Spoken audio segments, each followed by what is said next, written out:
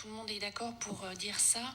Le retentissement à court terme, à moyen terme et à long terme est maintenant bien connu. Et si le retentissement psychologique est assez finalement aisé à appréhender, mon collègue en parlera tout à l'heure, on sait aussi qu'il y a des conséquences physiques et qu'il y a des conséquences sociales de ces violences conjugales. Alors les conséquences des violences conjugales, elles varient en fonction de la gravité de ces violences, en fonction de la durée, de la fréquence, mais aussi en fonction de la place de l'enfant au sein de sa famille, en particulier si par exemple l'enfant est un aîné ou s'il est enfant unique. Alors on pourrait imaginer que d'extraire les enfants des violences, de les mettre à l'abri avec leur maman, ferait lever toutes les conséquences sur eux, mais en fait, bien souvent, on se rend compte que en fait, les conséquences continuent à évoluer après la mise à l'abri de ces enfants. Les conséquences sociales, elles sont multiples, des difficultés de socialisation, des difficultés de scolarisation, une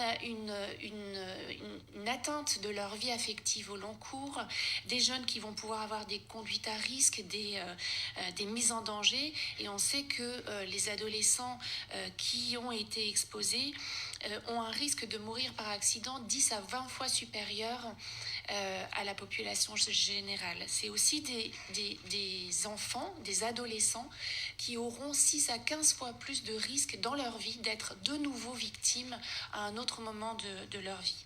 Les conséquences physiques, on en a un petit peu parlé tout à l'heure, ça commence dès la période anténatale et ça va s'étendre jusqu'à l'adulte en fait finalement. C'est vraiment des conséquences qui vont impacter la personne durant toute sa vie.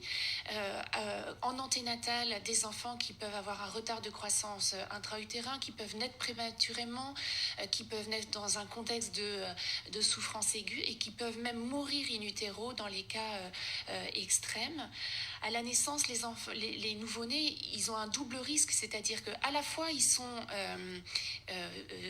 victimes de violences conjugales qui persistent. On sait que la période anténatale et périnatale est vraiment très à risque. Donc ils sont à risque d'être exposés à ces violences conjugales et ils ont ce double risque d'être également victimes directes. Ces enfants, ces bébés, souvent, ils peuvent être soit complètement éteints, c'est-à-dire qu'ils vont se mettre dans un coin, ils vont pas pleurer, ils vont même pas réclamer à manger, ils peuvent du coup avoir un retentissement sur leur courbe de croissance staturo-pondérale, mais aussi sur leur développement. Et il y en a d'autres qui peuvent à l'inverse être dans l'hyperréaction, c'est-à-dire pleurer en permanence. Et ça, on sait que c'est un facteur de risque de syndrome de bébé secoué. Donc c'est vraiment un risque important pour eux.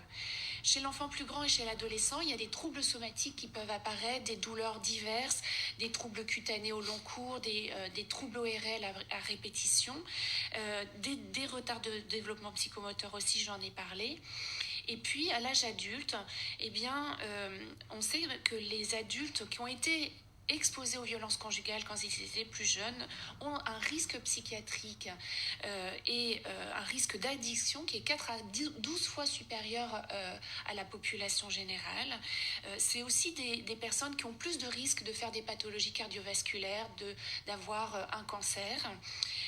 Et puis enfin, on sait que 40 à 60% des hommes qui sont violents ont été eux-mêmes exposés aux violences conjugales dans leur enfance.